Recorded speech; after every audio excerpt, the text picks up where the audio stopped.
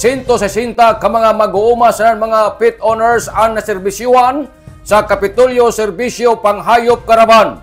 Mikabat sa 160 ka mga farmers, pet owners, sanan isa ka asosasyon ang nakabinipisyo sa veterinary services na gihatod ngadto sa barangay Sapa, Kabugo, Orbis, Tondo, Ladgaron sa lungsod ng Claver atol sa gihimo na Kapitolyo Serbisyo Caravan ni Provincial Governor Lyndon Barbers. Diin daoy 280 ka mga ido sanan mga miya ang nabakunahan kontra rabies, na purga, na tambayan, na hatagan ng vitamina sanan an iban nakapnan.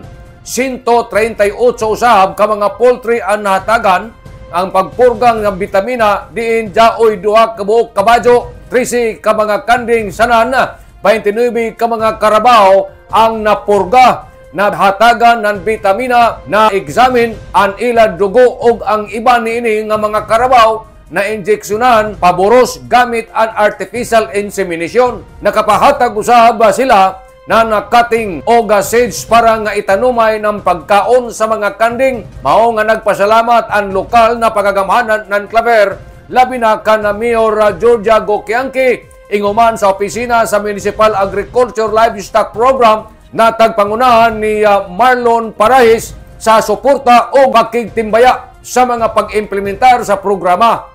Hangtod na sa sunod nga Clavernon, mobalik ang naisgutan nga kalihukan. Nanukad gikan diri sa Kapitolyo ini si Marek Sinners Marconsim Vlogs, Mario Colari Simulan Mulaong. Salamat, maradyaw na adlaw natong tanan.